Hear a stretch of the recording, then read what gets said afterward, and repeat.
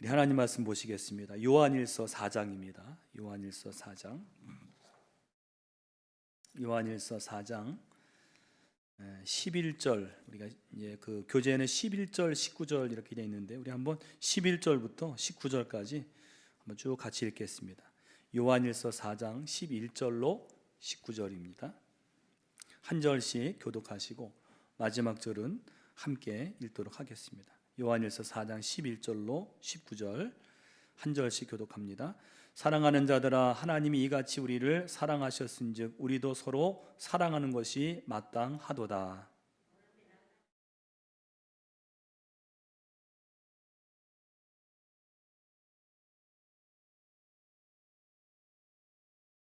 그의 성령을 우리에게 주심으로 우리가 그 안에 거하고 그가 우리 안에 거하시는 줄을 아느니라.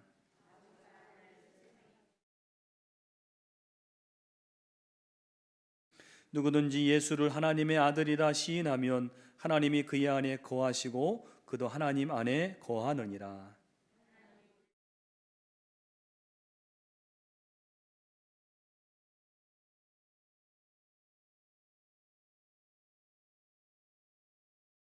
이로써 사랑이 우리에게 온전히 이루어진 것은 우리로 심판날에 담대함을 가지게 하려 함이니 주께서 그러하심과 같이 우리도 이 세상에서 그러하니라.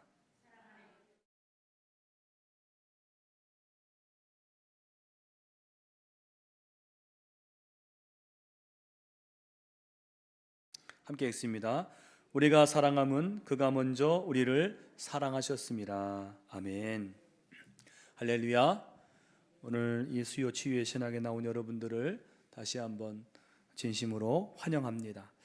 오늘은 우리가 4강입니다. 4강의 제목은 축복을 받아들이기. 우리가 지난 4주에 걸쳐서 축복의 언어에 대해서 함께 공부를 했는데 여러분 어떤 생각이 드십니까? 오늘 4주차가 됐는데 그동안에 축복의 언어에 대해서 배웠죠. 저도 이제 말씀을 준비하고 전하는 가운데 먼저는 제 삶을, 제 언어의 생활을 한번 돌아볼 수 있는 기회가 되었습니다. 얼마나 내 언어를 가지고, 이 귀한 언어를 가지고 축복의 말을 했나, 참 부족하기 그지없습니다. 이 말씀을 배우지 않았다면 이 언어를 가지고 또 많은 실수들을 했겠구나, 그런 생각이 듭니다. 근데 전하면서 이런 말을 하지 말아야겠구나, 이런 말을 해야 되겠구나 깨달으면서 조금이나마 다행이다, 그런 생각이 되었습니다. 또 동시에 언어를 통한 많은 축복을 깨닫는 기회가 되었습니다. 하나님께서 우리에게 이 언어라는 도구를 주셨는데 이 언어를 잘 사용하면 복이 되는데, 그런데 잘못 사용하면 독이 되고 또 우리를 얽어매는 올무가 될 수도 있다라는 사실을 우리가 그동안에 함께 공부했습니다. 그러면서 이제 결단하기는 내가 언어의 청지기로서 하나님이 우리에게 이 말을 할 수 있는 이걸 맡기셨잖아요. 언어의 청지기, 그냥 아무 말이나 하고 또 저주의 말을 하라고 우리에게 맡기신 게 아닐 텐데 이 언어를 가지고 청지기의 사명을 잘 감당해야 되겠다, 그런 마음이 들었습니다. 그동안에 우리가 배웠던 내용이 축복하는 것, 블레싱, 축복하는 것, 그러니까 축복의 언어를 사용하는 것을 배웠다면 오늘 배울 내용은 축복을 받아들이는 거예요. 축복을 받아들이는 것. 우리가 축복을 하는 것도 중요하지만 내가 축복을 받아들이는 것도 역시 중요합니다. 왜냐하면 축복을 받아들여서 그걸 경험할 때 내가 더 축복할 수 있는 거예요. 그래서 첫 번째로는 축복을 받아들이는 것은 축복을 하는 것만큼이나 중요하다. 아멘이십니까? 여러분 에서와 야곱 아시죠?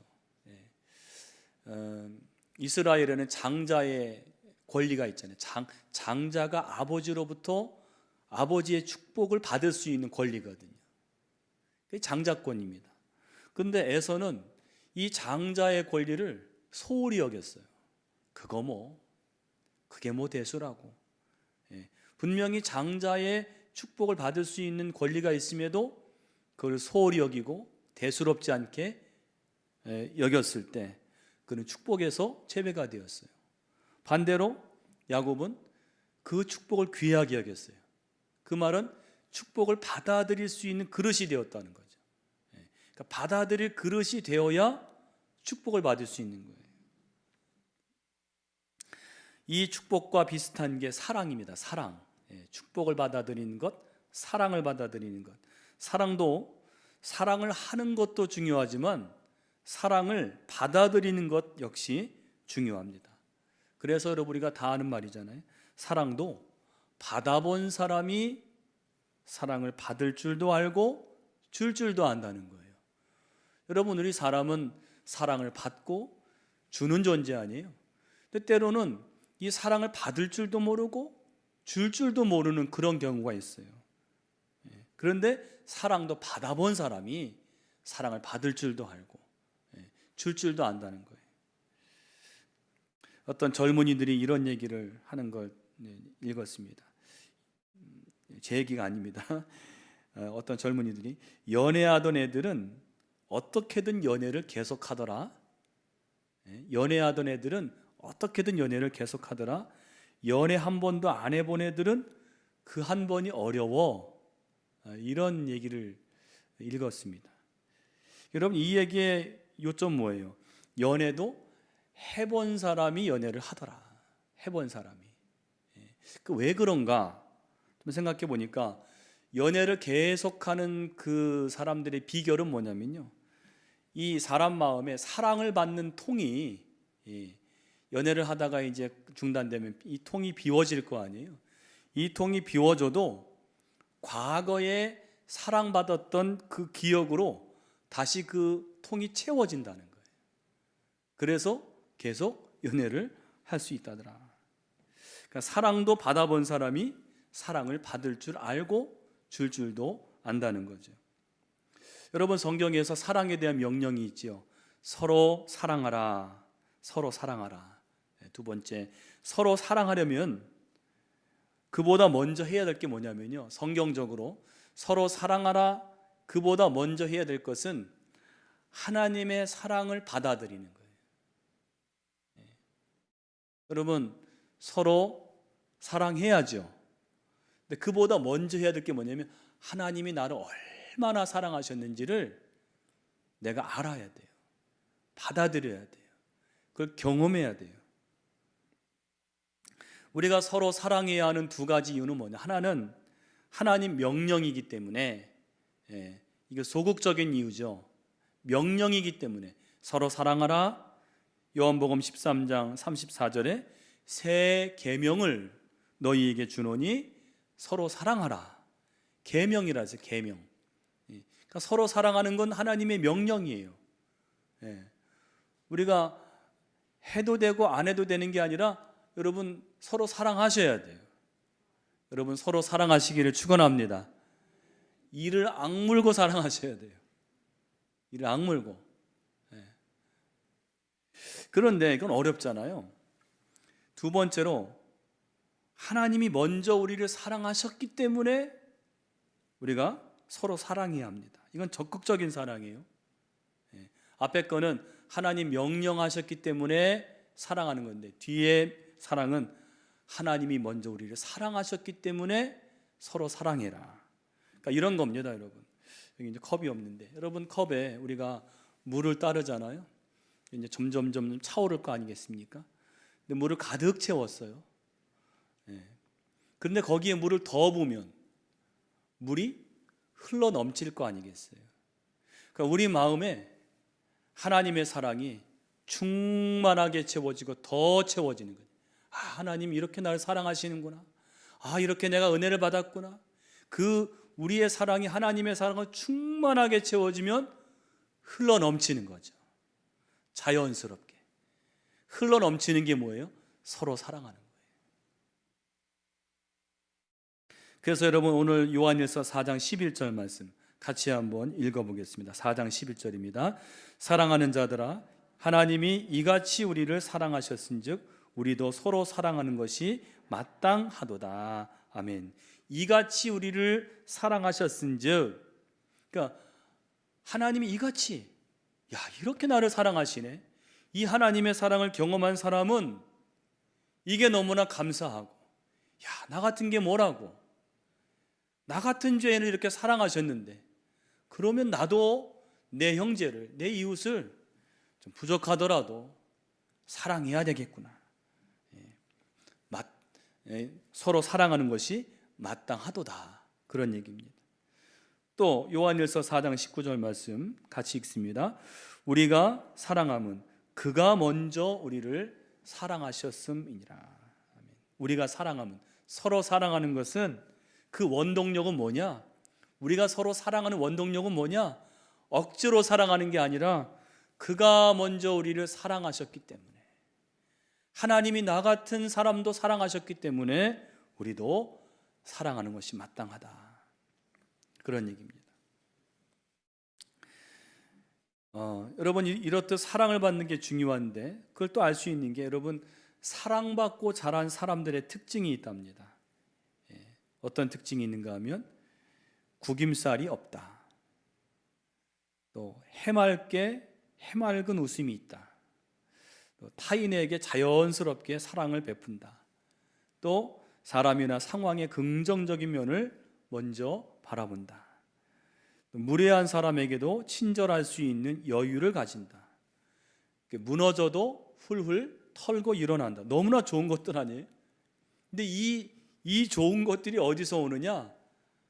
사랑받고 자란 사람들, 사랑을 충만하게 받고 자란 사람들이 이런 특징이 있다는 거예요. 그러니까 여러분, 사랑도 받을 줄 알아야 돼요. 여러분, 누군가가 여러분을 사랑하신다면 잘 받고 감사하시기를 바랍니다. 그거를 괜히 우리가 거절하고 막 그럴 필요 없어요. 누가 사랑을 해주신다면 감사하게 생각하고, 아, 이 사람을 통해 하나님이 나를 이렇게 사랑하시는구나. 그걸 감사하게, 우리 마음의 사랑의 그 창고를 채우세요. 그래서 여러분, 사랑의 중요한 속성은 세 번째로, 사랑은요 또 다른 사랑을 낳는다 그래요. 사랑은 또 다른 사랑을 낳는다. 내가 오늘 누군가 힘써 사랑하면 그 사랑받은 사람은 또 누군가를 내가 그 사람을 사랑한 것처럼 사랑하는 거예요. 근데 그 원동력은 누구냐? 하나님이시라는 거예요. 하나님이 우리를 정말 그 독생자를 주시기까지 사랑하셨어요. 그러니까 그 사랑받은 우리 사람들이, 야, 내가 이렇게 사랑을 받았으니 나도 누군가를 사랑해야 되지 않겠는가? 사랑은 또 다른 사랑을 낳는다는 거죠. 요한복음 15장 12절 같이 읽겠습니다. 내 계명은 곧 내가 너희를 사랑한 것 같이 너희도 서로 사랑하라 하는 이것이니라. 아멘. 여러분, 이 말씀이 요한일서에도 나오고 요한복음에도 곳곳에 나와요. 내가 너희를 사랑한 것 같이 너희도 서로 사랑하라. 사랑은 또 다른 사랑을 낳는다는 거죠. 한번 질문을 해보세요. 여러분, 나는 얼마나 하나님의 사랑을 받아들이고 경험하고 사는가?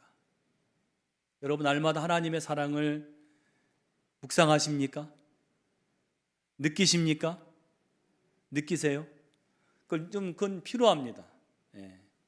우리가 다른 묵상도 중요하지만 하나님이 나를 얼마나 사랑하시는지 그 사랑을 좀 느끼고, 그리고 받아들이고 경험하고, 그 하나님 앞에 감사하고, 우리가 주일날 나와서 여러분 찬양하는 것 억지로 찬양하는 게 아니라 하나님의 주신 사랑이 너무나 크기 때문에 자연스럽게 나오는 거예요. 찬양.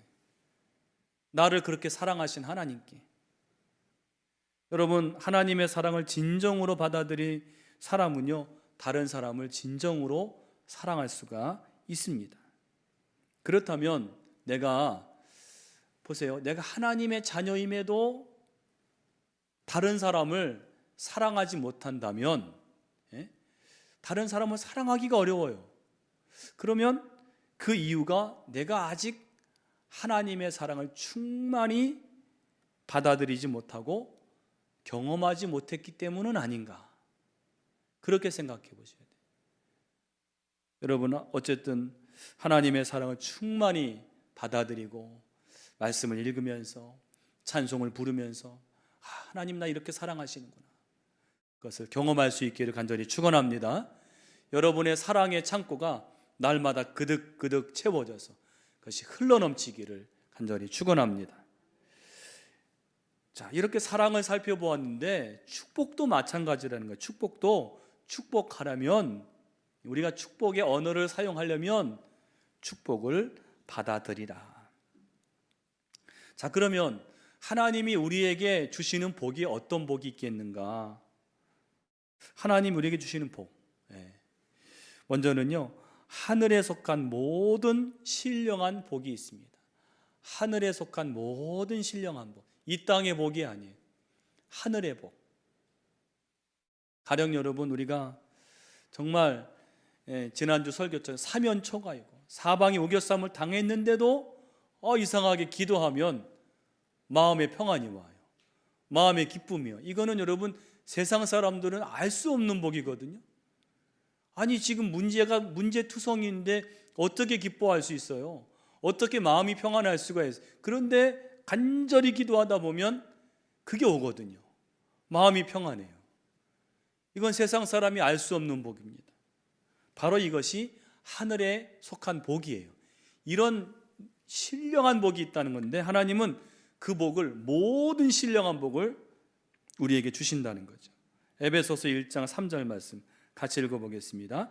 찬송하리로다. 하나님 곧 우리 주 예수 그리스도의 아버지께서 그리스도 안에서 하늘에 속한 모든 신령한 복을 우리에게 주시되. 아멘. 이것을 알 수 있는 곳이 어디냐면 여러분, 탕자의 비유. 누가복음 15장에 보면요, 여러분, 탕자가 둘째 아들이 아버지 재산을 달라 그래서 가지고 나가지 않습니까? 내 몫을 달라고 해서 그 많은 재산 가지고 나가서 허랑방탕하죠. 순식간에 없어지겠죠. 거지가 됐어요. 그래서 결국에는 그 돼지치는 그런 일을 하는데, 그 돼지가 먹는 쥐염 열매라고, 그 돼지가 먹는 그거를 먹고자 하는데도 그것을 주는 사람이 없는 거예요. 너무나 비참한 신세가 되었을 때, 야, 내 아버지 집에는 우리 품꾼들도 그렇게 잘 먹고 있는데 내가 일어나서 아버지에게 가서 나를 그냥 아들 말고 품꾼의 하나로 써달라고 그렇게 부탁이나 드려야 되겠다. 기대 안 하고 갔어요. 왜요? 자기가 한 짓이 있는데요. 무슨 낯이 있다고요. 그래서 아버지 집을 돌아가는데 그 성경 말씀 보면 거리가 멀리 있는데 아버지가 벌써 알아보고 아마 맨발로 나오셨을 거예요. 맨발로 나와서 그 아들을 맞아서, 우리가 보통 흔히 보는 드라마에서처럼 나는 너 같은 아들을 둔 적이 없다, 이게 아니라 이 아버지는 잘 왔다고 그 아들을 허그하면서, 그리고는 그것까지도 이해가 되는데 그 아들을 집에 데려가서 종들에게, 야, 제일 좋은 옷을 가지고 나와라. 그리고 가락지를 끼워라. 가락지를 끼운다. 다시 넌 내 아들이야. 그리고 발에 신을 신기라. 모든 부끄러움 수치를 다 가려주는 거죠. 그리고 살진 송아지를, 여러분, 그렇게 허랑방탕한 아들 집 나갔다 돌아왔는데 소를 잡는 거예요. 소를 잡아가지고 잔치를 벌여서 동네 사람들을 다 부르는 거예요. 여기 나온 이 아버지는 하늘 아버지, 우리 하나님을 상징하는 거죠. 뭐예요? 모든 하나님이 주실 수 있는 모든 신령한 복을 하나님께 돌아온 자에게 그거를 다 주신다는 거예요. 여러분, 하나님은 그런 분인 줄로 믿습니다. 그러니까 우리가 때로는, 여러분, 교회 안에도 우리가 탕자가 될 수 있어요. 교회 안에서도요. 교회 안에 있다고 해서 탕자가 아닌 게 아니에요. 하나님을 알지만 하나님을 내가 마음으로 떠날 때 있잖아요.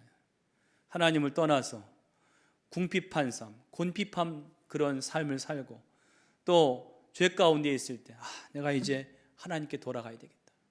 하나님, 정말 내가 주님께 돌아가기 원합니다. 그 마음을 먹고 돌아가기만 하면 하나님은 여기에 이 탕자를 맞이한 그 아버지처럼 하나님이 가지고 계신 모든 신령한 복을 얼마든지 풍성하게 주신다는 거예요. 이 하나님을 믿으시기를 간절히 축원합니다. 이 하나님의 복이에요. 자, 그리고 두 번째로 하나님이 주시는 복은요, 두 번째로 지켜주시고 은혜를 베푸시고 평강 주시기를 원하시는 거예요. 여러분, 지난번에 말씀드렸지만 이 민수기서 6장 24절로 26절은 유명한 축복의 구절이고, 이 외국에서는요 이 구절을 자녀들에게 늘 읽혀주는 부모들이 많아요. 여러분, 여기 이 구절 같이 한번 우리가 읽어보겠습니다. 여호와는 내게 복을 주시고 너를 지키시기를 원하며 여호와는 그의 얼굴을 내게 비추사 은혜 베푸시기를 원하며 여호와는 그 얼굴을 내게로 향하여 드사 평강 주시기를 원하노라 할지니라 하라. 아멘. 여러분, 여기에 너의 여러분이 사랑하는 사람의 이름을 한번 넣어서 한번 이 구절을 읽어보세요. 그리고 그 구절을 할 수만 있으면 블레싱 하세요. 여러분 손주든지 여러분 자녀든지 사랑하는 누군가에게. 여기에 그냥 여호와는 내게 이거보다도 여호와는 아무아무개를 복을 주시고 아무아무개를 지키시기를 원하며 여호와는 그의 얼굴을 아무개에게 비추사 은혜 베푸시기를 원하며 여호와는 그 얼굴을 아무개에게 향하여 드사 평강 주시기를 원하노라 할지니라. 그 마음을 이 축복의 말을 듣는 그 마음이요, 하나님이 나에게 이런 축복을 주시기를 원하신다. 한번 해보시기를 바랍니다. 요즘 카톡 메시지 얼마나 손쉽게 보낼 수 있어요. 자, 이렇게 하나님은 아까 말씀드린 대로 모든 신령한 복을 주시고 또 여기 민수기 말씀처럼 지켜주시고 은혜 베푸시고 평강 주시기를 원하시는데, 중요한 것은 이렇게 놀라운 복이 있을지라도 이것을 받아들이지 않을 때는 아무 일도 일어나지 않아요. 받아들이지 않을 때. 오늘 이 말씀 읽을 때 이게 나에게 주신 말씀이구나, 하나님 아멘 감사합니다, 감사합니다, 내가 이 말씀의 복이 나에게 임할 줄로 믿습니다, 이렇게 받아들이면 이게 축복의 말씀이 되는데, 받아들이지 않으면 아무 일도 안 일어난다는 거예요. 그래서 세 번째로 하나님이 주시는 복을 무엇으로 받아들이라고요? 믿음으로 받아들이라. 믿으세요. 여러분, 이 성경의 말씀은 약속의 말씀인 줄로 믿습니다. 약속의 말씀은 믿음으로 받아들이는 거예요. 그래, 하나님 나에게 이렇게 하시겠지. 이 말씀이 이렇게 나왔는데 하나님 날 지켜주시겠지. 나에게 얼굴을 향해 주시겠지. 나에게 평강을 주실 거야. 그래서 여러분, 축복은요 상대방에 의해서 받아들여져야 효력을 내는 거예요. 아까 말씀드린 대로 장자의 권리, 에서는 장자의 권리를 소홀히 여겼고 야곱은 귀하게 여겼어요.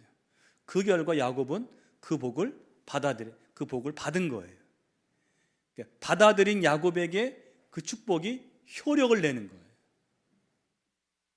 여러분, 요한복음 13장 8절에 같이 말씀 한번 읽어보겠습니다.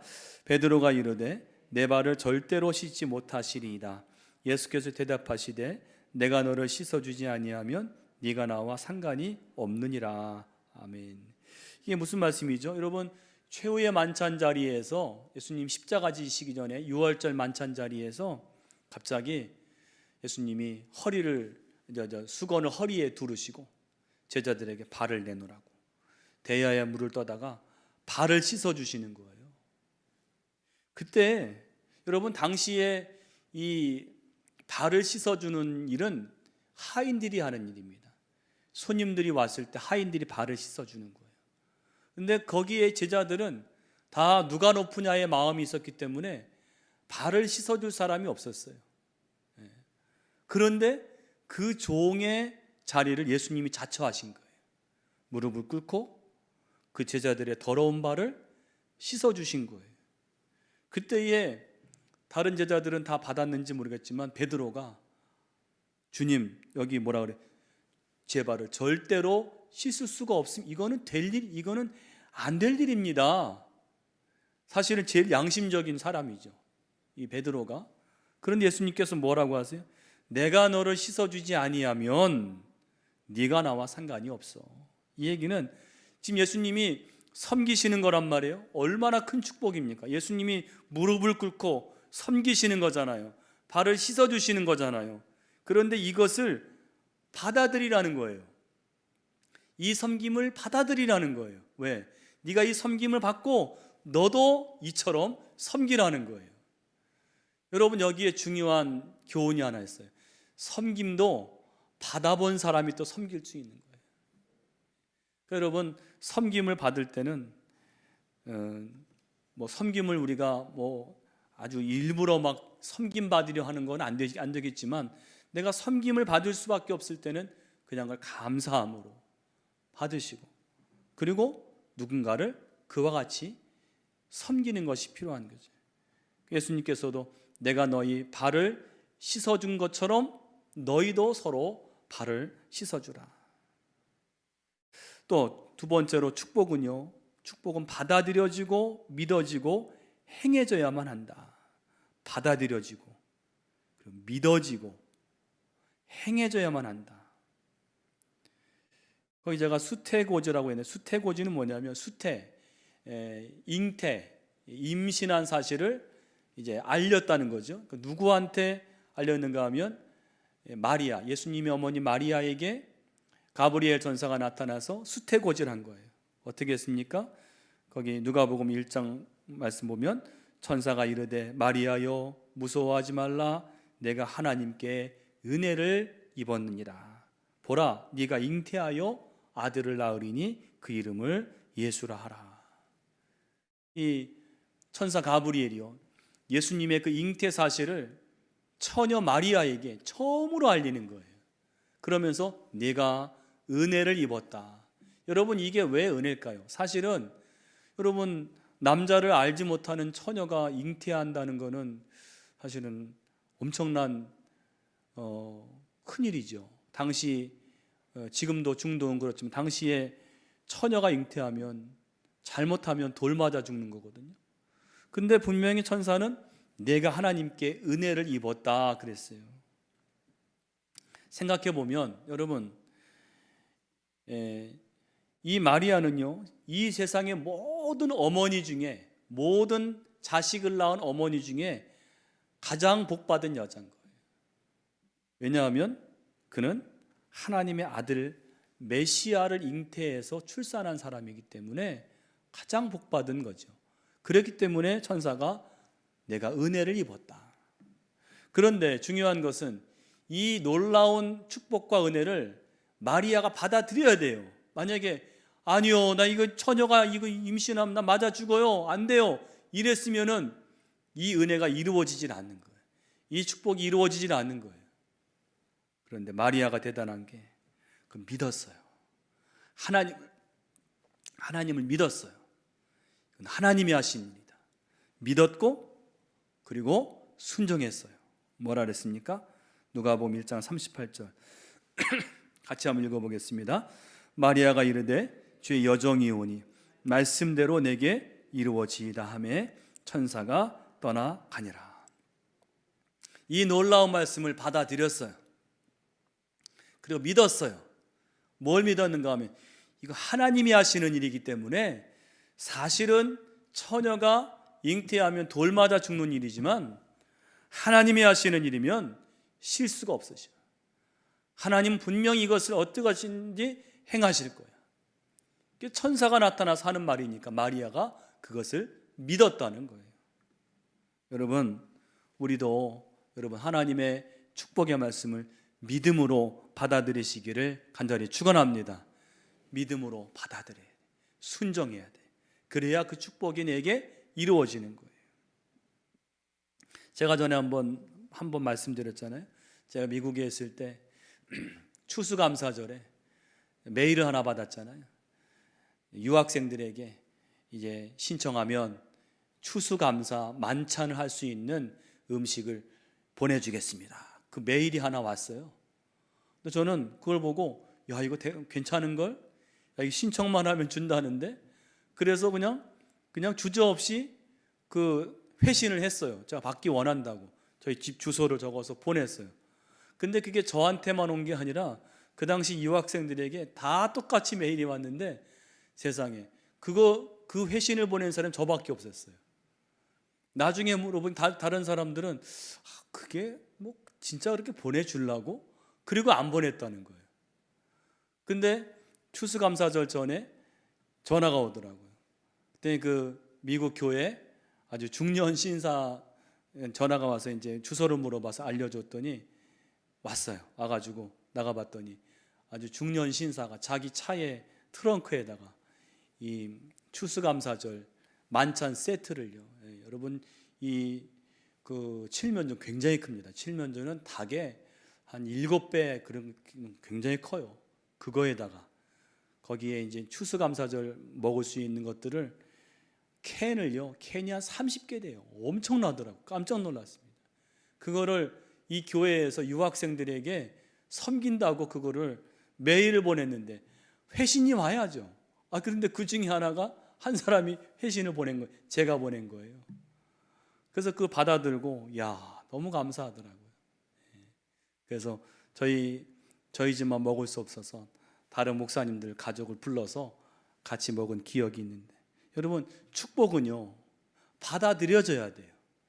또 믿어져야 돼요. 행해져야 돼요. 그럴 때 그 축복이 나의 축복이 되는 줄로 믿습니다. 세 번째로 내가 받은 축복을 깨달을 때 내가 축복을 깨달을 때 다른 사람을 축복하기가 쉬워져요. 제가 이렇게 이제 목회하면서 설교를 하고 나면 다양한 반응들이 있습니다. 이렇게 제가 저 문에서 인사할 때 보면 이제 뭐 보통 성도님들은 감사합니다. 또 은혜 받았습니다. 또 이제 오늘 말씀 저에게 꼭 주시는 말씀이었어요. 또 그런 말씀을 꼭 하시고 가는 분들이 있습니다. 이제 어떤 경우는 이런 말씀들을 하죠. 신앙이 이제 아직 좀 이렇게 많이 들어가지 않은 분들이 이제 수고하셨다고. 네, 수고하셨습니다까지는 괜찮아요. 근데 욕 받습니다. 욕 받대요. 그리고 또 어떤 분들은 연설 잘 들었습니다. 제가 연설을 한 걸로 이해를 하시더라고요. 처음 신앙하시는 분들이니까. 그래서 제가 그거 보면서 이게 똑같은 설교를 해도 은혜는 사람이 주는 게 아니라 하나님이 주시는 거구나. 하나님이 주시는 거구나. 그리고 또 하나는 은혜를 받아들이는 마음밭이 중요하구나. 마음밭이 어떤가에 따라서 그 은혜가 다 달라져요. 그러니까 설교도 하나의 축복인데 그 축복을 깨달아야 돼요. 받아들일 때 그 축복이 달라지는 겁니다. 그래서 헨리 나우엔이라는 그 영성학자가 거기에 이제 제가 적어 놓았는데 이런 말을 했습니다. 하나님 아버지께서 나를 더 사랑하시도록 만들 수 있는 것은 아무것도 없다. 그러니까 뭐냐면 내가 무언가를 뭐 더 한다고 해서 하나님이 나를 더 사랑하시는 게 아니라는 거예요. 나를 향한 그분의 사랑은 내가 어떤 일을 하는가에 달려있지 않다는 거예요. 그것이 은혜는요 내 자격을 보고 내가 한 걸 보고 주는 게 아니라 그냥 주시는 거예요. 나에게는 어떤 권한이 있는가 하면 하나님이 주시는 대로 그 사랑을 받아들일 것인지 아닌지 결정할 수 있는 선택의 권한이 있다는 거예요. 당신 자신이 축복을 자각하고 있을 때 내가 정말 복받은 사람이구나. 내가 정말 은혜 많이 받았구나. 내게 주신 은혜가 크구나. 이거를 깨달을 때 다른 사람을 축복하기가 쉬워진다는 거예요. 여러분, 여러분에게 주신 은혜가 큰 줄로 믿습니다. 하나님의 은혜를 늘 여러분 깨달으세요. 마지막으로 하나님과의 관계적인 축복을 받아들이라는 거예요. 이건 뭐냐면 여러분, 축복에는요 언어적인 축복만 있는 게 아니라 관계적인 축복이 있어요. 말로 하는 블레싱만 있는 게 아니라 관계의 축복, 관계 자체가 축복인 거예요. 그래서 관계적인 축복이란 건 뭐냐면, 잘 한번 거기 여러분 읽어보시봐.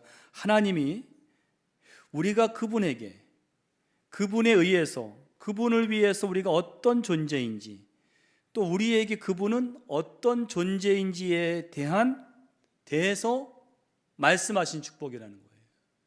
조금 말씀이 좀 어려운데 이런 겁니다.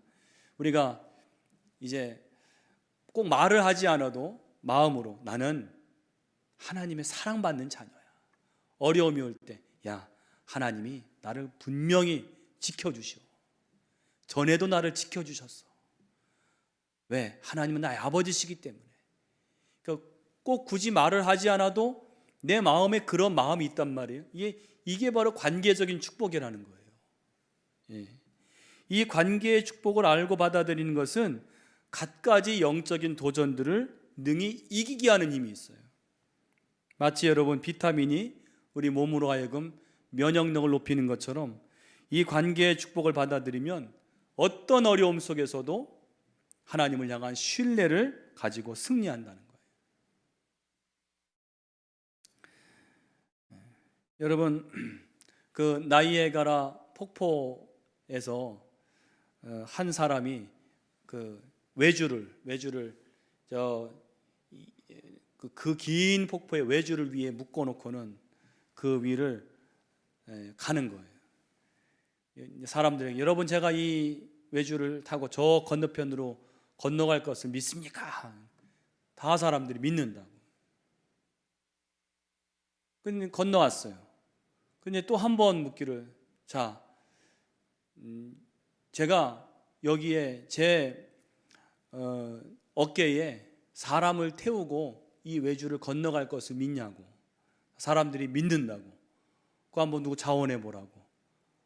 아무도 자원을 안 하는데 한 아이가 자원을 했어요.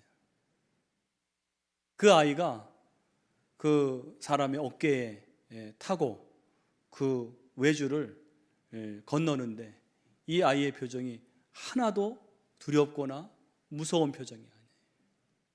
그 아이는 누굴까요? 그 사람의 아들인 거예요, 아들. 얼마나 겁나는 상황이에요. 그런데 하나도 두렵지 않은 것은 이 폭포보다 더 강한 게 뭐냐면, 나를 어깨에 메고 있는 이 아버지는 이 외주를 틀림없이 건널 것이고 나를 사랑하시는 아버지라는 그 관계를 굳게 믿고 있다는 거죠. 그 관계의 축복이에요. 여러분, 그래서 이 관계의 축복을 잘 성경적으로 설명한 분이 사도 바울이에요. 로마서 8장 39절 같이 읽어보겠습니다. 높음이나 깊음이나 다른 어떤 피조물이라도 우리를 우리 주 그리스도 예수 안에 있는 하나님의 사랑에서 끊을 수 없으리라. 아멘. 이 사도 바울의 고백인 거예요. 어떤 고난도, 어떤 핍박도, 어떤 환난도, 어떤 것도 우리와 하나님이 우리를 사랑하시는 그 하나님의 사랑을 끊을 수 없을 것이다. 여러분, 이것이 사도 바울의 고백으로만 남으면 안 되고 오늘 저와 여러분의 고백이 되어야 될 줄로 믿습니다. 우리도 살아가면서 내가 어떤 일을 당하더라도 하나님이 나를 사랑하시는 사랑에서 어떤 것도 끊을 수 없을 것이다. 이 믿음을 가지라는 거죠. 그래서 여러분, 우리 마지막으로 관계적인 축복의 예를 좀 들어드리면 5가지가 나옵니다. 먼저는 하나님의 자녀다라는 거죠. 우리 요한일서 3장 1절 말씀 같이 읽어보겠습니다. 보라, 아버지께서 어떠한 사랑을 우리에게 주사 하나님의 자녀라 일컬음을 얻게 하셨는고 우리가 그러하도다. 아멘. 우리를 사랑하셔서 하나님의 자녀다. 여러분 하나님의 자녀인 줄로 믿습니다. 이걸 꼭 믿으세요. 자, 이 시간 우리 거기 고백이라고 나왔는데요, 이 고백을 여러분 우리가 힘있게 내 자신에게 마음에 새기는 마음으로 같이 읽어보겠습니다. 바로 지금 나는 하나님의 자녀입니다. 하나님은 하늘에 계신 나의 아버지이십니다. 하나님께서 내게 생명을 주셨습니다. 나는 하나님의 놀라운 생명을 가지고 위로부터 태어났습니다. 나는 영적으로 죽어 하나님과 연결될 수 없었습니다. 이제 나는 영적으로 살아서 선하시고 위대하신 아버지께 사랑받는 자녀로서 하나님과 소통하고 교제할 수 있습니다. 아멘. 아멘이십니까? 여러분 이걸 여기다 적어놓은 것은 여러분 나중에 이걸 활용하세요. 마음에 의심이 들 때, 어려움을 당할 때. 여러분 청소년 판사로 유명한 천종호 판사라는 분이 계세요. 그분이 청소년 판결을 아주 특별하게 하는데 청소년들 가운데 부모님께 막 불효하고 이런 청소년들, 이제 많은 사람들 판결할 때 벌을 주기 위한 판결이 아니라 회복을 위한 판결을 내리는 걸로 유명합니다. 그래서 어떤 아이에게는, 부모 속을 썩인 아이에게는 일어나라고 판결, 뭐냐면 어머님 사랑합니다 아주 큰 소리로 10번을 외치라고. 어머님 속을 그렇게 썩였어요. 그런데 그 아이에게 어머님 사랑합니다 10번 외치라고. 그게 벌인 거예요. 그건 판사가 하라니까 해야죠.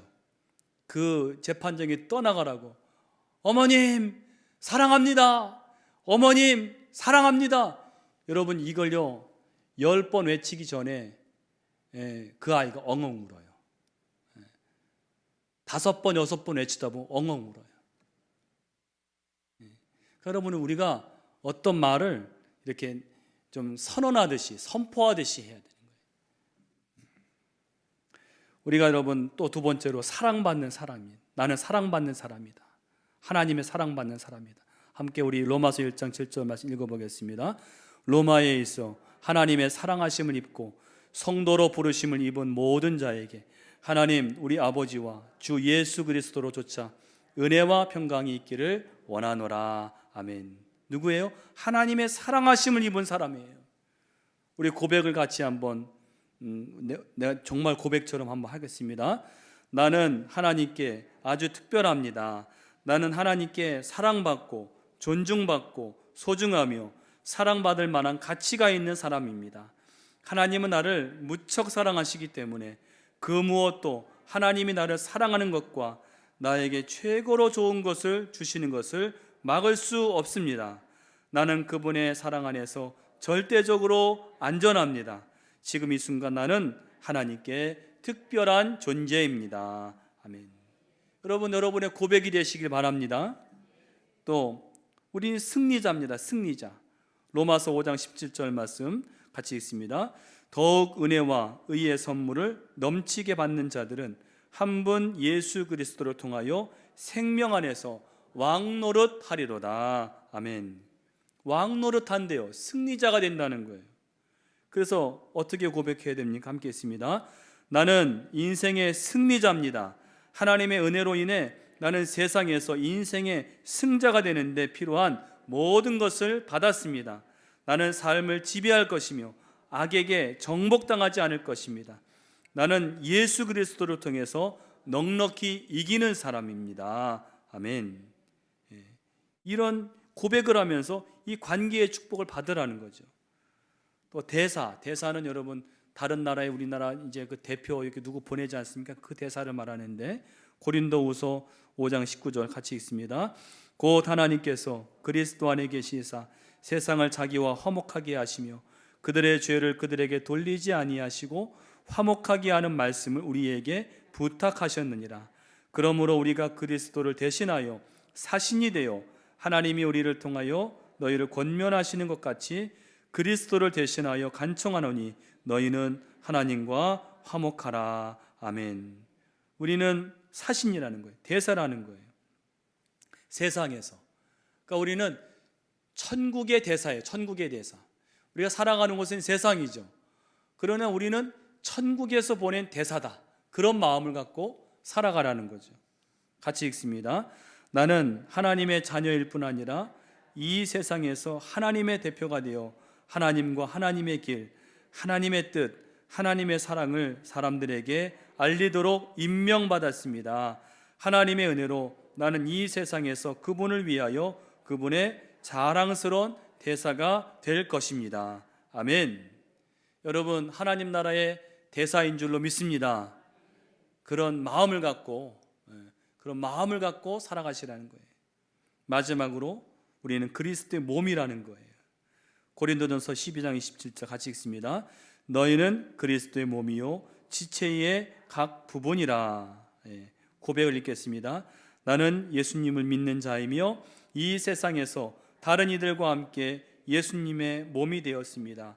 우리는 함께 예수님이 누구인지를 나타내어 다른 사람들이 예수님을 믿도록 도울 것입니다. 나는 지금 예수님의 중요한 지체입니다. 아멘. 여러분 이거 꼭 보관하셔서 여러분들이 때로 마음에 낙심이 되고 어려울 때 여기에 있는 것들 하나를 큰 소리로 읽으시면서 마음에 선포하시면서 이 관계의 축복을 받아들일 때 그 축복이 여러분의 축복이 될 줄로 믿습니다.